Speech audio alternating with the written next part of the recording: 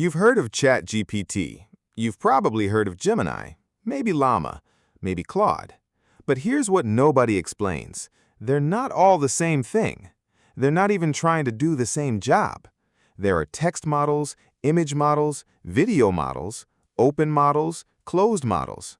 And using the wrong one for the wrong task is like hiring a chef to fix your plumbing.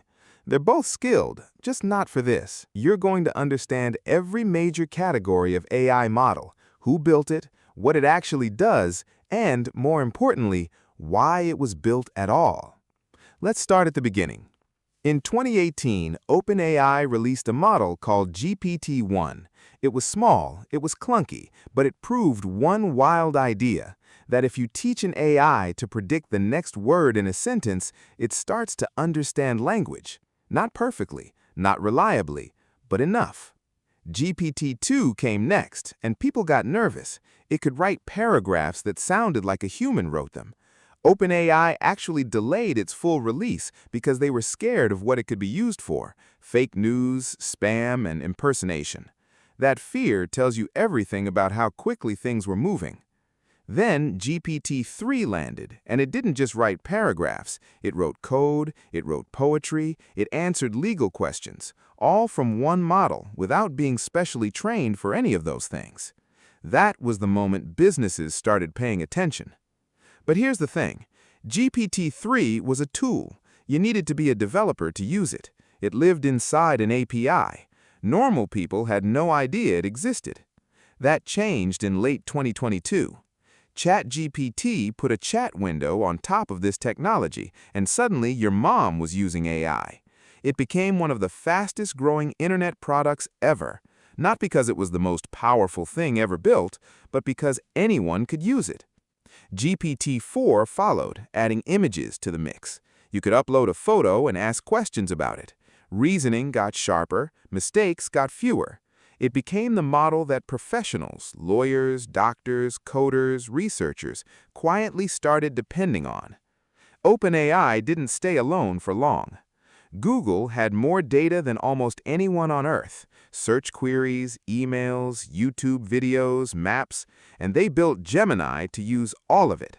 Gemini isn't just a chat window, it's woven into Search, Gmail, Android. It sees text, images, audio, and video. If GPT is a standalone brain, Gemini is a brain with a direct wire into everything Google already knows about you. Then there's Claude, from a company called Anthropic, founded, interestingly, by people who used to work at OpenAI. Anthropic built Claude with a different priority: safety and reliability. Claude became the model writers and researchers gravitated toward because it could hold an enormous amount of context, entire research papers, full code bases, and reason through them without losing the thread. It's calmer, more careful, less likely to confidently tell you something wrong. These three, GPT, Gemini, and Claude, are what most people mean when they say AI, but they're just the closed commercial tip of a much bigger iceberg. Here's something most people don't realize. Most powerful AI models are locked. You can use them, but you can't see how they work. You can't modify them. You can't run them yourself. Meta decided to change that. Their model family, Llama, is open weight. That means researchers, developers, and startups can take the model, download it, modify it, build on top of it, for free. This one decision accelerated the entire independent AI ecosystem. Hundreds of tools you use today are quietly running a customized version of Llama underneath. Then there's a small European company called Mistral that built models that were significantly smaller than the giants, but nearly as capable. Fast, efficient, cheaper to run, and still open.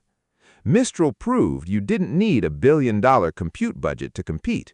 You just needed to be smarter about the architecture. And then there's Deepseek, a Chinese AI lab that rattled the entire industry earlier this year. They produced models matching top Western performance at a fraction of the training cost. It triggered a genuine conversation about whether the AI race was as expensive as everyone assumed. The open models matter because they democratize access. If you want to build something that can't use a third-party API, maybe for privacy, cost, or customization, open models are how you do it. Everything so far has been about language, but AI didn't stop at words. OpenAI's Sora generates video from text, not a slideshow of images, actual moving scenes. Describe a foggy street in 1920s Tokyo and watch it render. Filmmakers, advertisers, and animators are trying to figure out what this means for their entire industry. The honest answer is nobody knows yet. There's also Grok, built by Elon Musk's xAI and baked into the platform formerly known as Twitter. What makes Grok different isn't the architecture, it's the data. It has real-time access to what's being posted on X right now. For breaking news and live conversations, that's a genuine edge. The personality is also more informal, more willing to be irreverent. Whether that's a feature or a flaw depends entirely on what you're asking. So here's the frame you actually needed. There are text models, GPT, Gemini, and Claude, built to understand and generate language at a professional level. There are open models, Llama, Mistral, and Deepseek, built so anyone can take the technology and run with it. And there are multimodal models, Sora and Gemini in its fullest form, pushing into video and audio, territory that text alone could never cover. The question isn't which AI is best. The question is, best for what? Because now you actually know the difference.